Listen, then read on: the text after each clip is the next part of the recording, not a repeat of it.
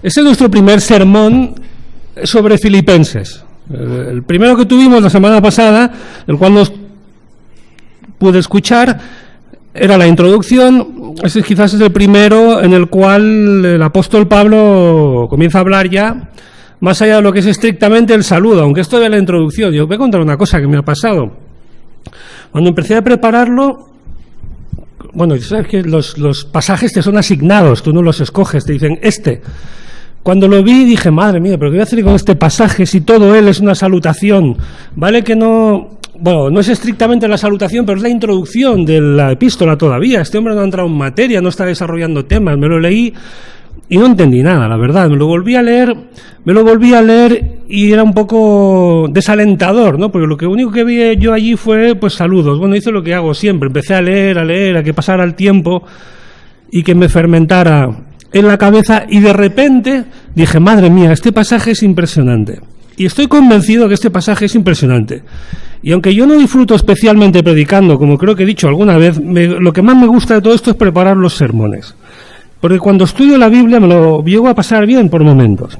Y este pasaje es impresionante, y me lo he pasado bien, porque lo que el apóstol Pablo plantea aquí no solamente es un saludo, que lo es, pero en este saludo él hace una oración, o comenta una oración que él hace, y hace un ruego por la Iglesia. Y ese es el quid de la cuestión. Porque en este pasaje, leyendo con atención lo que es el saludo y el ruego que hace por la Iglesia de Filipenses, capítulo 1, versículos del 3 al 11, lo que nos encontramos son las características que toda Iglesia madura debe cumplir. Y eso no es poca cosa. Primero. Segundo, en este tipo de asuntos, al final, la Iglesia es la suma de sus miembros. Entonces, hablar de las características que toda Iglesia madura debe cumplir, insisto, al final es hablar de las características que todo cristiano de maduro debe cumplir. Cuando todos aquí somos unos inmaduros, mayoritariamente nuestra Iglesia es inmadura. Cuando todos los aquí presentes somos maduros espiritualmente, nuestra Iglesia es aceptablemente madura. Por tanto, cada uno contribuye con un 66avo al total de esta Iglesia. Porque 66, hasta donde yo sé, son las personas que asisten. Hoy excedemos el número, pero los asistentes regulares somos 66. Bien, entonces Filipenses capítulo 1, versículo del 3 al 11. Las características que toda Iglesia madura debe cumplir. El ruego que el apóstol Pablo hace. Y tú, por favor, te lo vuelvo a decir, contribuyes en un 66avo a esta Iglesia. Bien sea por encima de la media, lo cual está bien, que hace que mejore, vamos a decir. La Iglesia, lo malo es que estés por debajo de la media, esa es una carga al resto de la congregación. Bueno, bromas aparte. Leemos, pues eso, las características que toda Iglesia y todo cristiano, por ende, deben cumplir cuando son maduros a fin de que se manifieste el carácter de Cristo, o lo que es lo mismo, las características también a las que debemos aspirar. Ahora, ¿cuáles son estas características a las que debemos aspirar? Pues mira, y lo siento, Javier, porque aprendí en aquello de la homilética que un sermón tenía que tener pocos puntos y claros. Este tiene 6, pero no es mi culpa. Lo que pasa es que son cortos, no temáis, y no pasa nada, hablaremos y cuando se acabe el tiempo lo dejaremos. Pero tiene 6, ¿qué le voy a hacer? Agrupados en 2 capítulos. Las características que toda Iglesia debe tener: comunión, firmeza y amor. Y aquello a lo que debemos aspirar, lo voy a decir 100 veces esta mañana, no te preocupes, aquello a lo que debemos aspirar, pues es a tener más amor, a desarrollar sinceridad en nuestras relaciones y, por último, a ser para la gloria de Dios. En términos de reconocimiento, pero antes vamos a ver el pasaje. 3 al 8. Bueno, leeremos todo, pero esta primera sección es el capítulo 3 el versículo 3 al 8.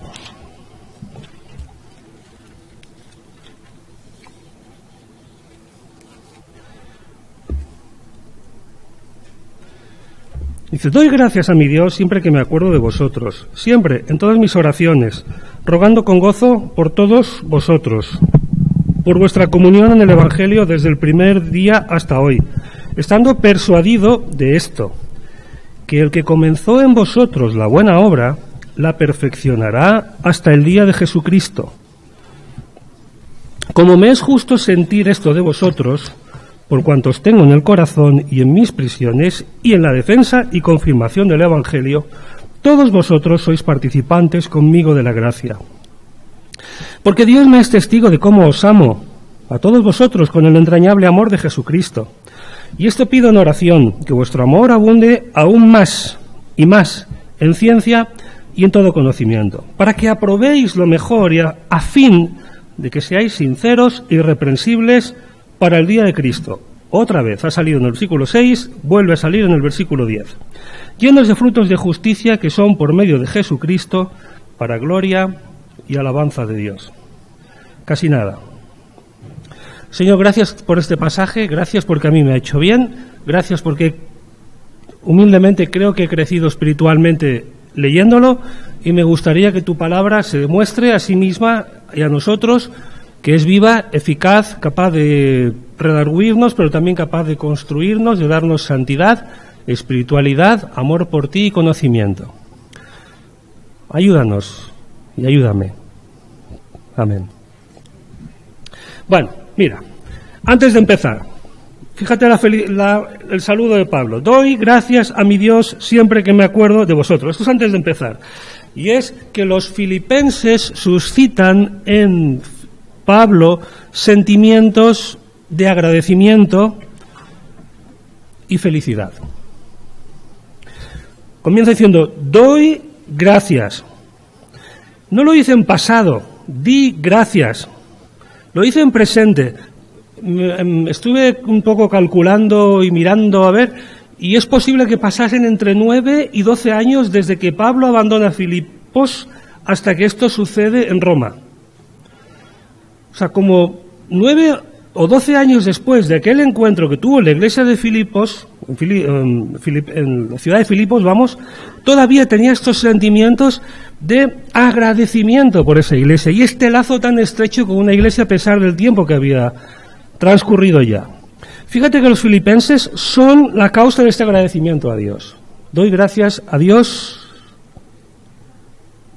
siempre, ahora lo veremos, que me acuerdo de vosotros. Vosotros sois la causa de mi agradecimiento a Dios. Y además enfatiza diciendo siempre. Es decir, habitualmente yo estoy dando gracias a Dios por vosotros.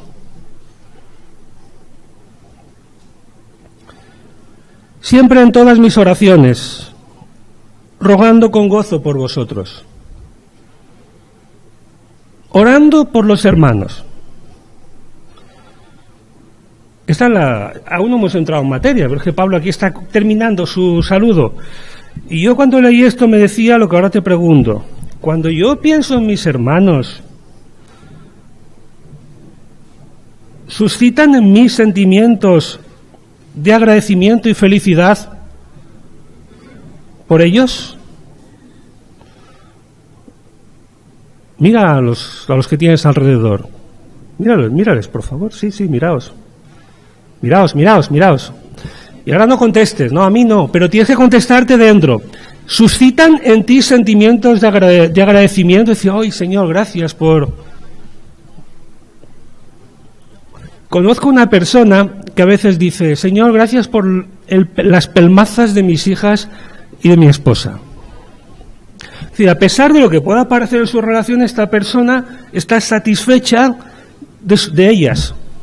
Está satisfecho con sus hijas y con su esposa. Fíjate que Pablo parece no tener predilectos en la iglesia. Yo no voy a entrar si hay o no que tener predilecciones en la iglesia. ¿Qué más da eso ahora? Lo que sí tengo claro es que no tenía manías por nadie de la iglesia. No tenía personas con las que tiene una relación más débil o con un menor afecto. Y te vuelvo a preguntar por segunda vez esta mañana algo. Hizo la introducción, es que el pasaje es un pasaje fuerte.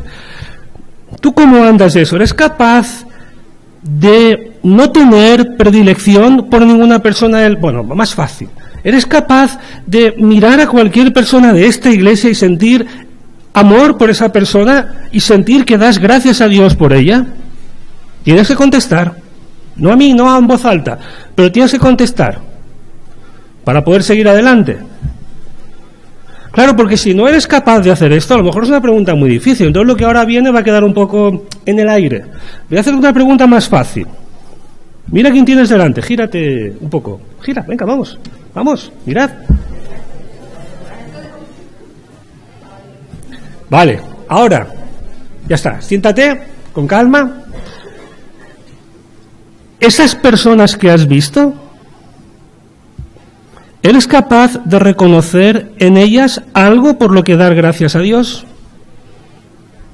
Porque yo me acuerdo que cuando me predicaban aquí lo del cuerpo en 1 Corintios, que todos somos un cuerpo, ¿te acuerdas? Que nos debemos los unos a los otros, que nos ayudamos. Aquello fue muy mono y me gustó cuando me lo predicaban, pero me da la sensación que guarda bastante relación con esto ahora, ¿no? Porque si yo cuando preparo este sermón, y ahora que os tengo a todos delante, no soy capaz de dar gracias a Dios cuando te miro a la cara, probablemente es porque o no tengo relación contigo o algo anda mal. Y no estoy acusando a nadie, pero mis sentimientos tal vez no sean los adecuados. Porque Pablo, 10 años después de todo esto, todavía daba gracias por sus hermanos y todavía los recordaba. Y me preguntaba hasta más, ¿a qué dedico yo mis oraciones durante la semana? Por aquí sí, estoy predicándote y tal, pero mañana ya nadie me va a ver. ¿A qué dedicaré mi tiempo cuando ore? ¿Dónde van a ir mis pensamientos? ¿A mí, mis problemas, mis ambiciones y mi familia? Que está bien, yo no digo que no sea, que esté mal, eso está fenomenal. Pero ¿a eso y solo eso? ¿O en mis preocupaciones cabéis vosotros? Porque claro, lo que hay en mi cabeza y lo que hay en mi corazón es a lo que dedico mi tiempo mañana. Claro, porque a mí me enseñaron en Corintios 8 otra vez, cuando hablábamos aquello, que nos debemos los unos a los otros. Y esto solo es un saludo, ¿eh? O sea, Pablo entra a todo tren. Claro, esto no son preguntas triviales ni para hacerte captar la atención, son preguntas esenciales para lo que viene a continuación, porque lo que viene a continuación es que estas cosas, estos sentimientos de agradecimiento suscitan no solamente felicidad en las relaciones, sino felicidad en la persona respecto a Dios. Y esto es importante, escúchame, momento álgido de mi sermón. Luego, si quieres, yo tengo 4 cosas muy importantes que decirte. Antes de decirlas, las avisaré para que conectes. Luego, qué sé, piensa en lo que quieras. Momento álgido. Cuando tú recapacitas y eres capaz de orar a Dios y dar gracias por alguien o por algo, te das cuenta de lo afortunado que eres. Y eso genera en ti sentimientos de bienestar, de auténtica felicidad y de agradecimiento a Dios por lo pronto. Y luego por las personas y las relaciones que tienes. Por el contrario, cuando te pasa como a mí, y el 90% de la oración es petición, Señor, dame, pido, quiero, por favor, contéstame, ayúdame, dame, cuando terminas de orar, con frecuencia te sientes frustrado y tu vida es una vida mediocre porque casi nada de lo que te propones lo consigues. Y eso no es cierto, porque yo al menos tengo casi todo lo que necesito en la vida. Y todo lo importante también. Lo que pasa que muchas veces, ofuscado por mis propias peticiones que me abstraen y me despistan de lo que todos los días logro y tengo, no soy capaz de darle gracias a Dios por aquellas cosas importantes que sí que tengo. Conclusión. El ejercicio del ser agradecido te ayuda a sentirte afortunado, te ayuda a reconocer las bendiciones de Dios, aumenta tu felicidad personal y mejora tus relaciones con los demás. Sigamos. Segundo apartado, primera cuestión. Fíjate por otra parte que la comunión en que viven los filipenses entre ellos también producen sentimientos de felicidad en Pablo. Versículo 5. Por vuestra comunión, no con la mía, no ya después de estos años pasados, sino la vuestra, por vuestra comunión en el Evangelio desde el primer día hasta hoy. Por vuestra comunión, de común unión. ¿Sabes lo que es esto de común unión? Es una palabra, me lo explicaban en el cole. Resulta que muchas palabras se forman por la unión de dos. Quiere decir, común, unión, es decir, la unión de dos cosas, pero en común. Vamos, que una parte se da a otra parte tanto como a otra hasta que forman, pues, una entidad. Vamos, que en un grupo de personas hay comunión cuando hay lazos recíprocos de amistad, afecto y lealtad. Naturalmente hay grados de comunión, pero fíjate que aquí hubo comunión desde el principio, dice, hasta ahora. ¿Desde qué primer día?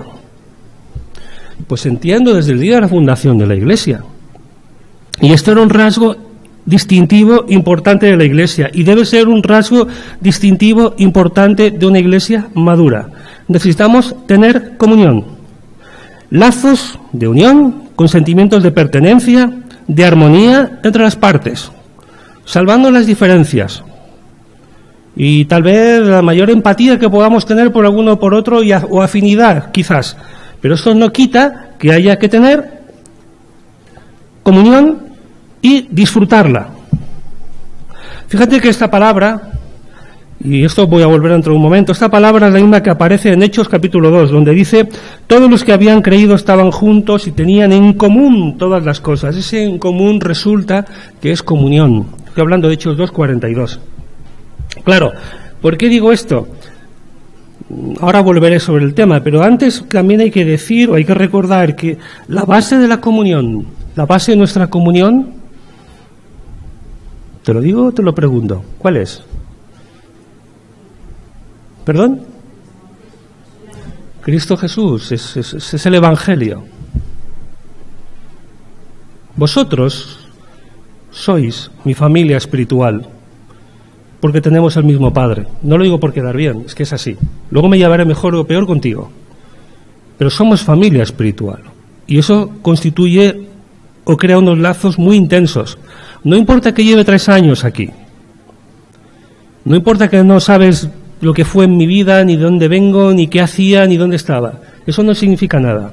Bueno, puede significar, pero los lazos que sentimos son, lo que yo siento por vosotros es porque sois mi familia espiritual. Esa es la base. Hay gente que la conocí antes que a vosotros, en esta ciudad, y no ha llegado a sentir lo que siento por vosotros. Porque no hay lazos espirituales, no son mi familia espiritual. Claro, eso no es poca cosa. Además, fíjate que la comunión se tiene que manifestar en obras de conducta. Esto no lo dice el pasaje, pero lo digo yo, me atrevo a mencionarlo. A ver, vamos a aclarar esto. El motivo por el cual Pablo se reencuentra con los filipenses, ¿te acuerdas cuál es? Es porque hubo una persona que llevaba una ofrenda de la iglesia de Filipos a Pablo, que estaba en la cárcel, ¿os acordáis? Onésimo. Motivo por el cual se reencuentra un poco con la iglesia. Y esta ofrenda, este donativo para Pablo, que estaba prisionero y en dificultades, constituye la expresión de la comunión de parte de la iglesia. Yo creo y estoy convencido y creo necesario decir que no puede haber comunión espiritual sin comunión material, hermanos. Esto es un momento álgido, escúchame bien, luego desconecta otra vez. Lo repito por si te he pillado desprevenido, no puede haber comunión espiritual si no hay comunión material. Y en este pasaje no sale, pero me atrevo a argumentar esta idea porque la misma palabra que se menciona aquí para comunión es la que se menciona en Hechos 2 cuando dicen tenían en común todas las cosas. Descubrir que es la misma palabra me da la base para yo poder decirte esto ahora. Vamos a hacer un regalo a algunos de nosotros de cajitas para los niños de otros lugares del mundo. Eso es fenomenal. Y yo animo a todo el mundo a que participe. Pero eso no es comunión. La comunión es distinta. Eso puede ser solidaridad, puede ser empatía, puede ser misericordia. Podemos llamarlo de distintas maneras. Pero la comunión requiere de un conocimiento previo, de una relación preexistente, y en ella se producen estos actos. Entonces es cuando lo hay. Pero claro, si nuestra comunión es simplemente de palabra, Tampoco es comunión, es formalidad. ¿Cómo estás? Bien, muy bien. ¿Necesitas algo? No, muy bien. Y si la otra persona te dice, sí, necesito algo, dices, uy, qué horror. ¿Y ahora qué hago? Ay, bueno, perdona. Es decir, la comunión tiene que tener una realidad, si no material, vamos a decir, personal. Y tiene que estar en nuestras relaciones. Y está, desde luego. Y Pablo aquí reconoce que en esa iglesia está, y me alegro que lo diga, porque tiene que estar en todas las iglesias maduras. Y cuando digo material no me refiero al dinero únicamente. Todos pensamos, cuando hablamos de material, nos pensamos en dinero.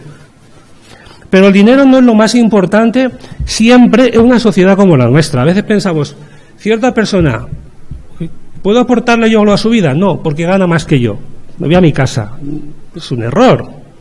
Porque el dinero no es lo único, tristemente, no es lo único que podamos necesitar con urgencia, o sí, pero en sociedades como la nuestra, las personas muchas veces estamos más necesitadas en las iglesias y fuera de ellas de afecto, de amistad, de compañía, de atenciones, que de dinero.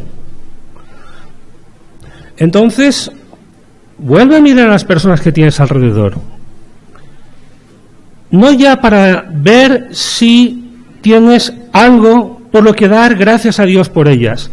Pero, ¿tú crees que a nadie de esta iglesia puedes aportar o tienes nada que aportar? No lo estoy cuestionando, pero quiero que reflexiones. Porque el principio bíblico es que hay comunión. Cuidado, otra vez, atención, otro momento álgido. Lo contrario es posible, no puede haber comunión espiritual, pienso, sin comunión material, pero lo contrario he dicho antes que sí es posible. Se puede tener, pues no sé, generosidad o solidaridad o compasión de ciertas personas sin tener comunión de ellas. Ejemplo, te vas a la puerta, lo de los niños de la Navidad, pero te vas a la puerta del supermercado. Otro ejemplo que se me ocurre, encuentras una persona necesitada o recogiendo comida porque es estos días. Tú entras, haces tu compra, compras algo extra y al salir lo dejas y te vas. Bien, yo no lo estoy criticando en absoluto, eso está fenomenal, pero eso no es comunión, porque le falta la común unión. Tú no sabes realmente ni para quién lo das. Y la comunión requiere una relación, de un contacto, de una dimensión física, que no tiene ese tipo de relaciones más distantes. Y a veces es triste ver cómo somos más solidarios con la gente de lejos, tal vez, que con la gente de cerca. Mira, yo te exhorto y te ruego que valores la comunión de tus hermanos como algo importante en tu vida, no como una carga. Otra vez a la iglesia.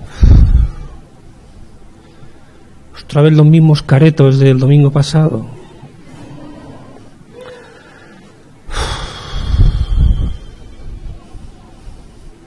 Y a ver quién predica hoy.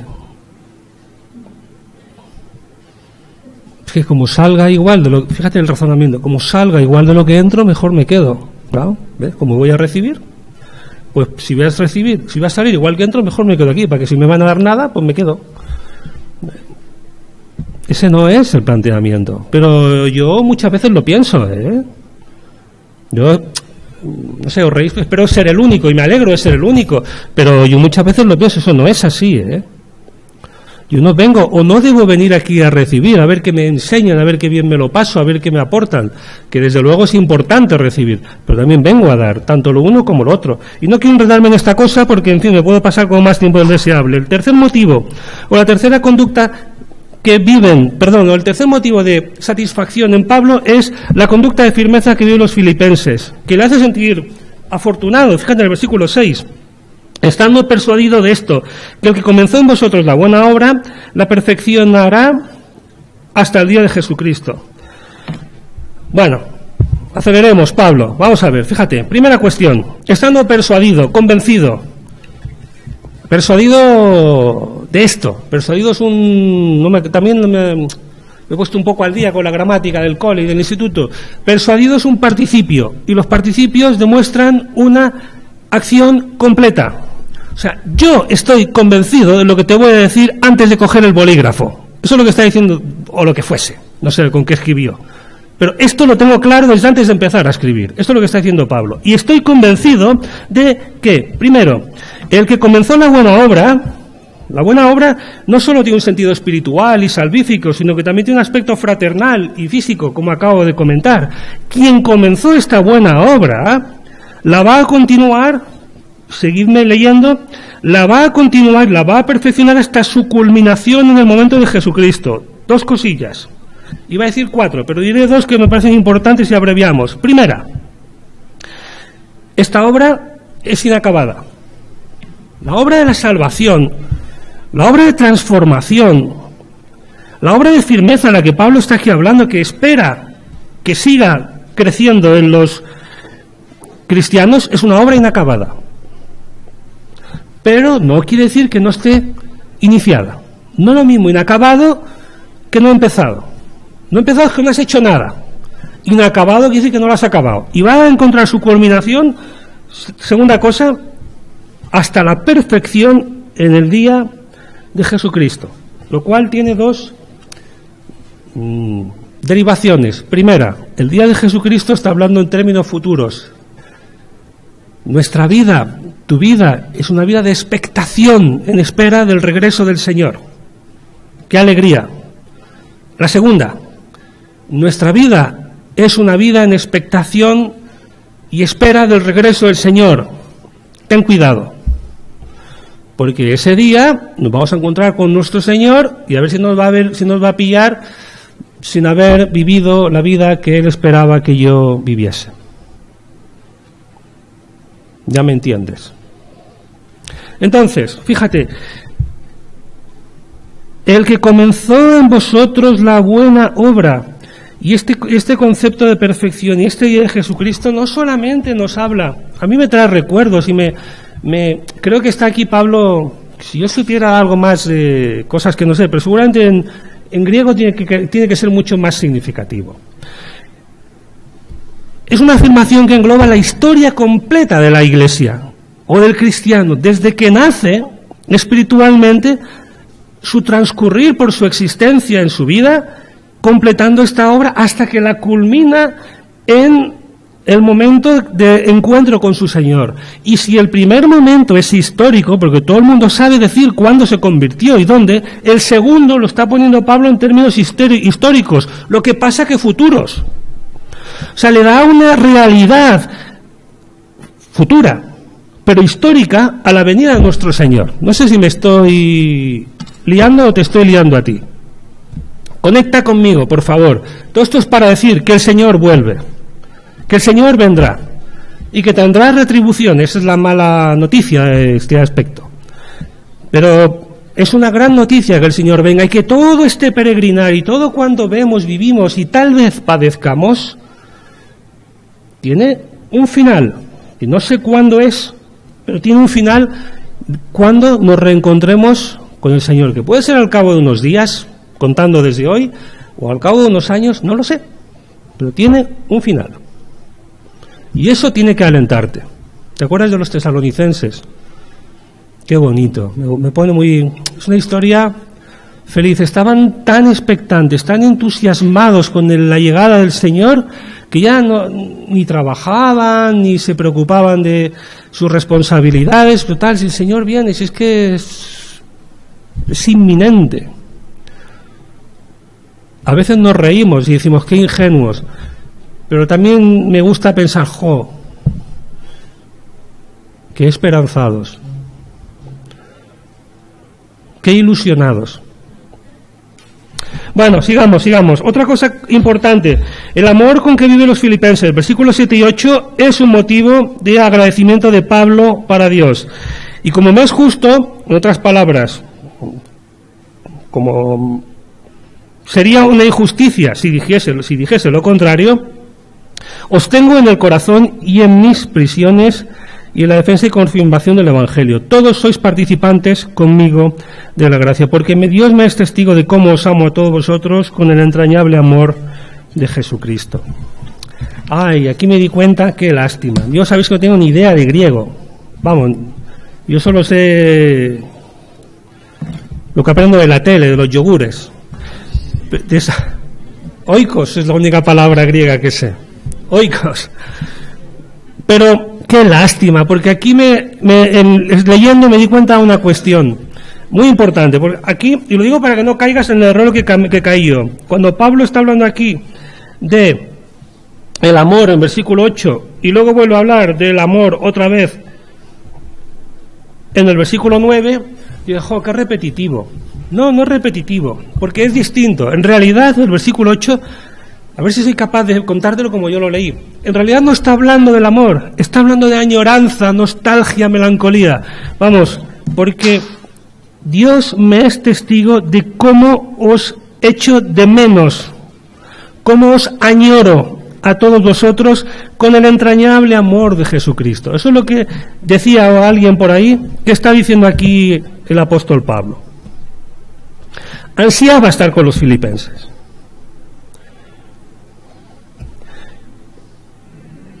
Y esto pido en oración, que vuestro amor abunde aún más y más en toda ciencia y en todo conocimiento. Pero esto lo dejamos para el final. Ahora, un detalle antes de seguir. Fijaos. Primero, en los términos en que habla de cómo os añoro, porque versículo 9, la palabra que va a utilizar es realmente amor, que es distinto. Pero antes de continuar en este aspecto, fíjate.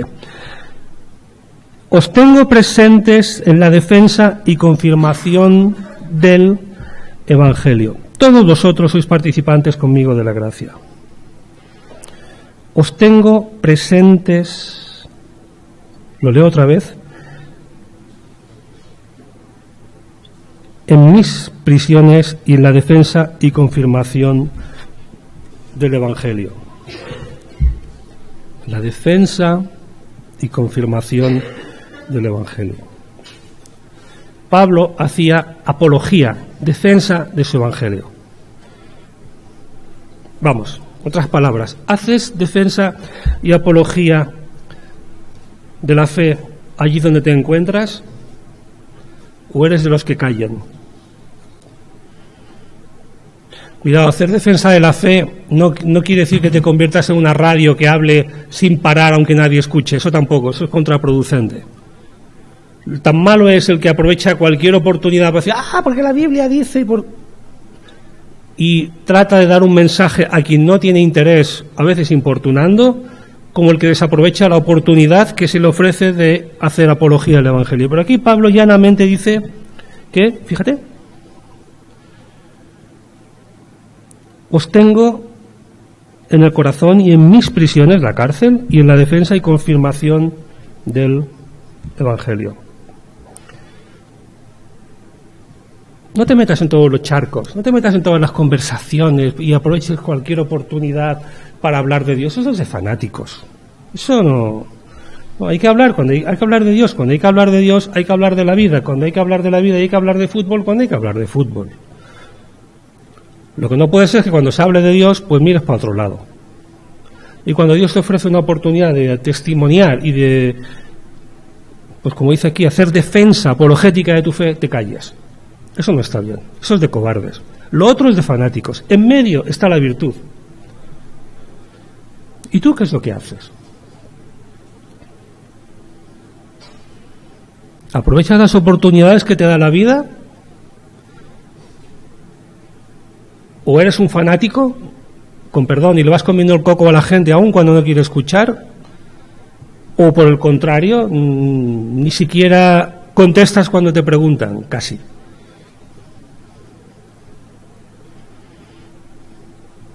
Pero fíjate, cuando estás como Pablo, que lo está diciendo aquí en sus prisiones, que llevaba ya tiempo encarcelado, ¿en qué piensas? Cuando estás abatido, tú no estás en la cárcel, pero cuando estás abatido, preocupado, desanimado, lleno de tensiones y preocupaciones, ¿qué llena tu mente?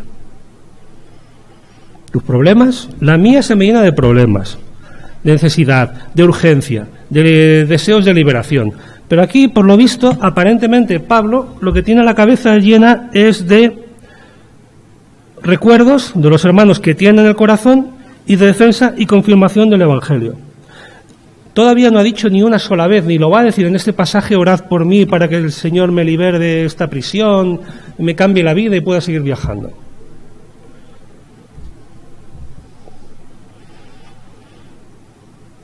Otra vez te hago una pregunta que hice parecida antes. Los hermanos, ¿te acuerdas de ellos de domingo en domingo o te acuerdas entre semana también? Hay que contestar. No de palabra, pero tienes que contestarte dentro.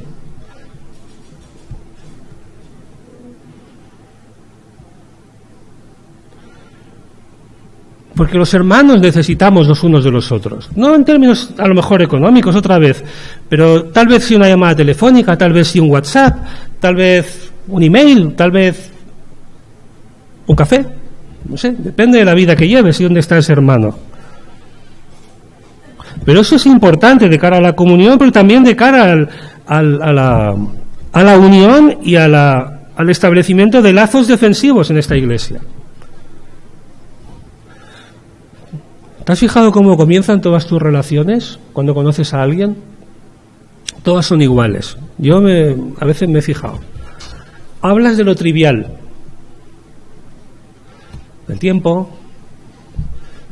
Empezamos a hablar de deporte. Como a mí no me gusta el fútbol, pues ahí se acaba la conversación. Entonces, además no sé nada de fútbol, entonces siempre de cosas ajenas a ti y a la otra persona. Y no hablo de relaciones sentimentales de pareja, ¿no? Hablo en general cualquier persona que conoces en la vida. Pero hay un momento en el que tú te das cuenta que las cosas están cambiando entre tú y esa persona. ¿Sabes cuándo es ese momento?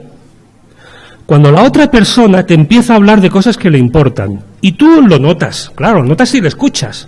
Cuando te empieza a contar cosas que a esa persona le importan, ahí ha nacido algo entre los dos. Pero es eso lo que hay que fomentar. Claro, si no das tiempo a que esas cosas y esas conversaciones se produzcan, tal vez nunca lleguen a existir. Bueno, concluido este primer, no sé si parte o sermón, las aspiraciones que toda iglesia madura debe tener, que son 3 también, y prometo ir también todavía más rápido.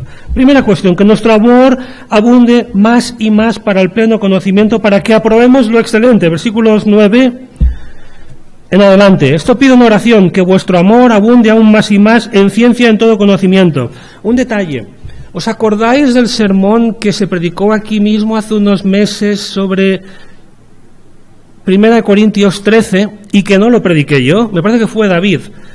Se nos habló de cuando Pablo dice, si yo hablase lenguas humanas y angélicas y no tengo amor, se nos decía que esa palabra amor era ágape.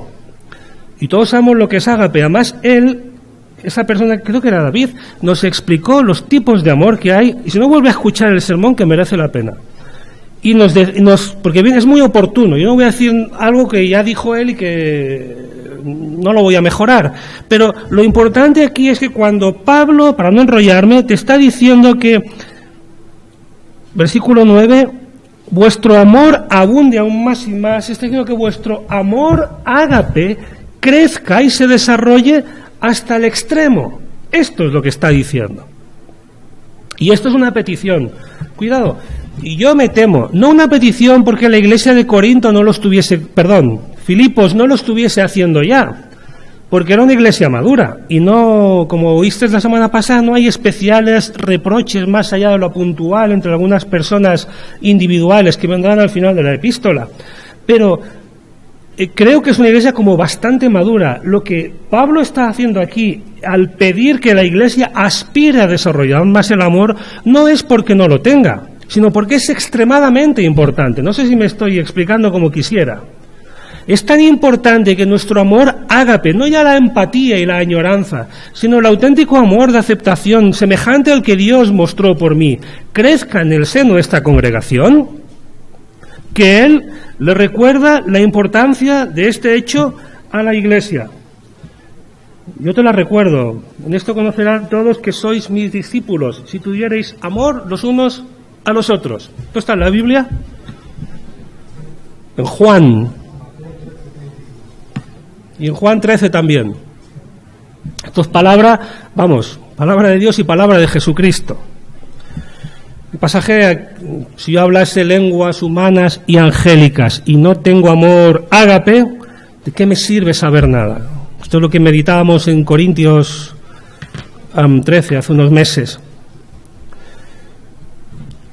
Más cosas que tenemos que tener presentes. Mira, el amor ágape y la capacidad de amar existen en el cristiano. Esto me llamó la atención y quiero que quede presente. Fíjate lo que se está diciendo.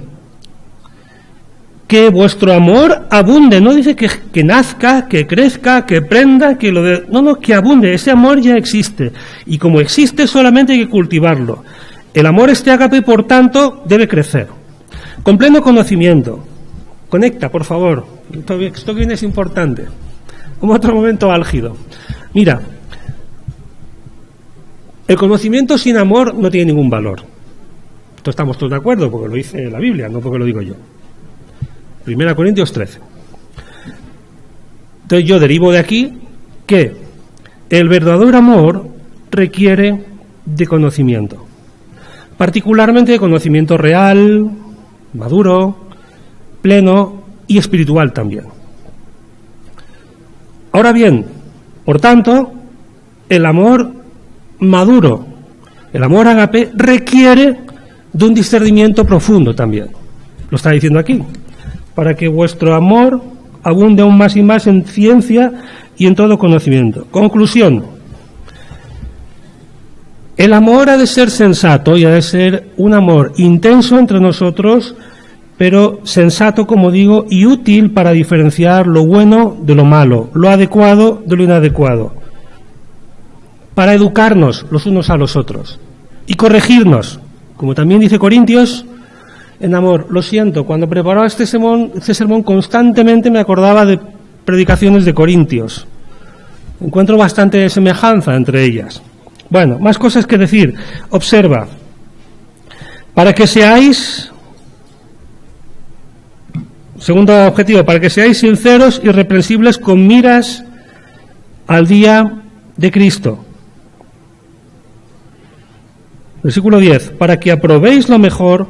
Este aprobéis no es aprobar en el sentido de probar a ver qué pasa, sino de testear, de verificar, de hacer la prueba a ver el resultado. El comprobar, para que nos entendamos, para que aprobéis lo mejor a fin de que seáis sinceros. La palabra sincero es otra palabra estas que también aprendí en el cole, o no sé dónde fue, que es sincera. ¿Sabéis que yo soy hijo de carpintero?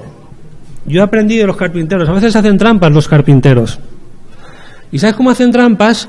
Cuando la madera está defectuosa, o cuando tienen que empalmar un trozo de madera con otro, o tienen que poner un clavo, o hay una grieta. Claro, eso luego en un mueble termina por verse feo. Entonces a veces hacen trampas. ¿Sabes cómo? Pues para ahorrarse cambiar la madera y poner una pieza nueva, ponen aquello como pueden y lo frotan con cera por encima. Y la cera puede llegar a tapar la imperfección. Pero lo que se trata es que nuestras relaciones sean, otra vez, puras, sinceras, sin contaminación. Y que seamos irreprensibles. Vamos, irreprensibles con nada que recriminar. Libre de culpa. Pero libre de culpa no en nuestras aparentes relaciones cotidianas. Libre de culpa, ¿cuándo? Versículo 10. ¿Cuándo, por favor? El día de Cristo, el mismo día de Cristo que ha mencionado antes.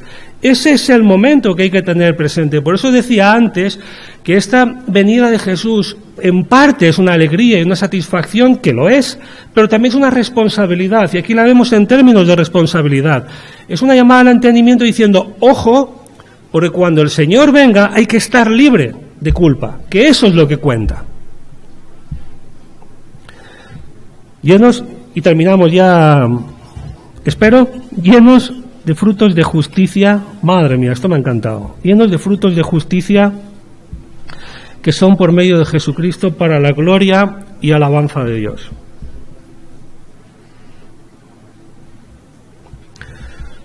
Este pasaje vuelve a hablar del tema de las obras, y a los protestantes siempre el tema de las obras como que nos incomoda.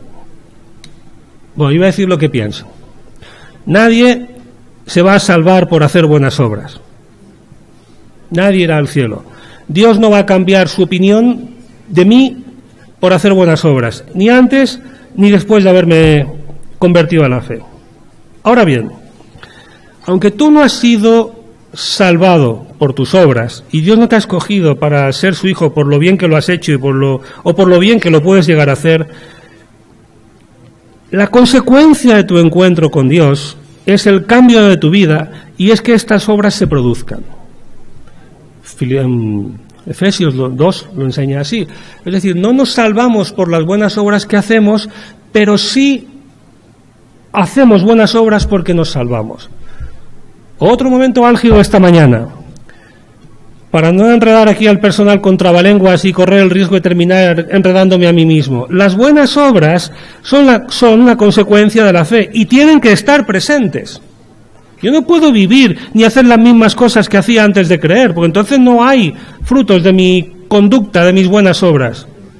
Y aquí me está diciendo frutos de justicia que son por medio de Jesucristo. Se entiende que se refiere a las buenas obras, que tienen que estar presentes. Los frutos tienen que estar presentes.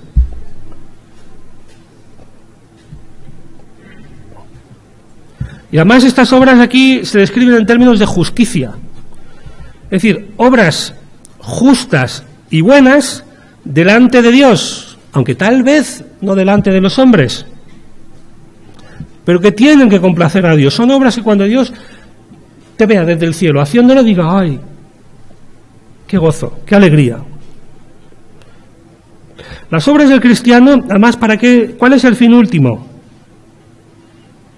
La última línea. Para la gloria y alabanza de Dios. ¿Cuál es el fin último? Una pregunta que a lo mejor no viene al caso, pero o sí. ¿Cuál es el fin último de todo lo que Dios hace? Su gloria. Esto suena mal, claro, para un humano como nosotros suena a ególatra, pero bueno, es que no entendemos cómo funciona Dios porque es imposible. Pero el fin último de todo lo que Dios hace es su propia gloria. Por eso hizo la creación y por eso me creó a mí. El fin último de todo cuanto yo haga debe ser el mismo. Por eso digo que tal vez sí hay relación entre lo uno y lo otro. La gloria de Dios. Para la alabanza, para la gloria y alabanza de Dios. Pero ahora te pregunto y con esto termino. Madre mía, lo que me está diciendo aquí el apóstol Pablo es que lo que yo haga en mi vida mañana y pasado, cuando no me vais a ver, ni mi esposa me va a ver durante gran parte del tiempo, ¿tiene que ser para la alabanza y gloria de Dios? ¿Y que Dios se sienta feliz desde el cielo cuando lo estoy haciendo? ¿Es esto lo que me está diciendo Pablo? ¿Me está diciendo que lo que yo voy a hacer mañana tiene tanto valor como lo que canto cuando estoy aquí sentado contigo? Hay que contestar. Yo ya me he contestado. Y creo que la respuesta es sí en los dos casos. Y me he preocupado. Porque a veces, cuando no me veis, cuando mi esposa no me ve, a veces no hago las cosas de la mejor de las maneras.